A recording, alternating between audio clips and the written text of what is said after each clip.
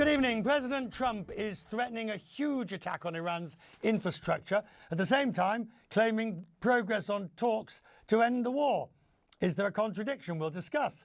Donald Trump says the US is in discussions with a new and more reasonable Iranian regime, and then threatens to obliterate Iran's energy hubs if a deal isn't reached. Some suggest that might be a war crime in its own right.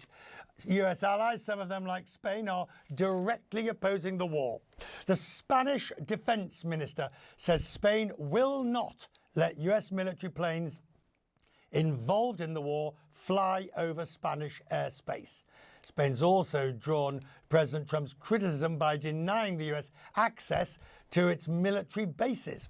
I was joined earlier by Spain's Deputy Prime Minister, Carlos Cuerpo. He says Spain will remain steadfast in its opposition to the war, and I asked him about this decision to ban overflights by US military jets. This decision is nothing new. It was in effect already since we decided also against the use of the military bases in our territory. It is fully consistent with our decision not to participate or to contribute to the war in Iran. Why do you not allow just the use of the airspace? I mean, it's one thing to not allow the military bases, but not to allow the airspace from, just for a plane to go through on its way, say, from the UK to its mission. That is almost thumbing the US. Well, again, as I said, this was already communicated at the very beginning when we decided also against the use of the military bases as part of the same decision-taking process, which was originated in the fact that Spain did not want to participate or to contribute to this war, which was started unilaterally, and as we've already said many times, also outside of the realm of international law. Spain doesn't seem to be trying to find any common ground here.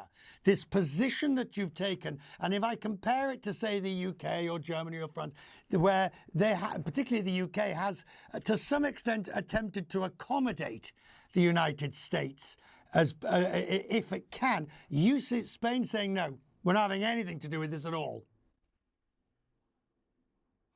Well, again, since the very beginning, we've been very open and frank with our US allies, saying that we did not want any participation in this war. And I think other countries also followed suit on that front. And we're just keeping firm on that decision. So there is nothing new, actually, on this, I have to say. OK, we have to see it in context, though. And we have to see it in context of, for example, the arguments that Spain has had with the US over NATO contributions and the 5%, or the various other disagreements that the Prime Minister has had with President Trump. In isolation, they all look fine. Together, they all look as if Spain is very much against the United States or is not willing to play the part that others would be playing. Not at all, actually. And I think the proper way to look at it is exactly to look at each and every one of those decisions in isolation and what they mean also for Spain and from the Spanish government point of view. When it comes to NATO, which you were mentioning, what we are doing in terms of our contribution to NATO is fulfill our commitments to refill NATO capabilities that we did commit to. And actually, we had a visit from NATO Secretary General a few weeks ago saying that Spain was doing its part, and we will keep on doing our part in terms of being, of course, a faithful ally with all NATO members. And that's also the case, of course, with the US. The measures that the government is having to take in terms of reducing taxes on electricity and fuel and aid, do you expect these will have a really bad effect on the budget? Because I'm seeing this across Europe now as more, in fact, across the world, as governments are having to reduce taxes or duties on fuel. This will have a budgetary impact at a time when government budgets are already strained. Well, that's a very good question. Actually, when we look at what's going on now in terms of the economic impact of the war in Iran, Spain is more prepared than we were a few years ago, for example, when the war in Ukraine came.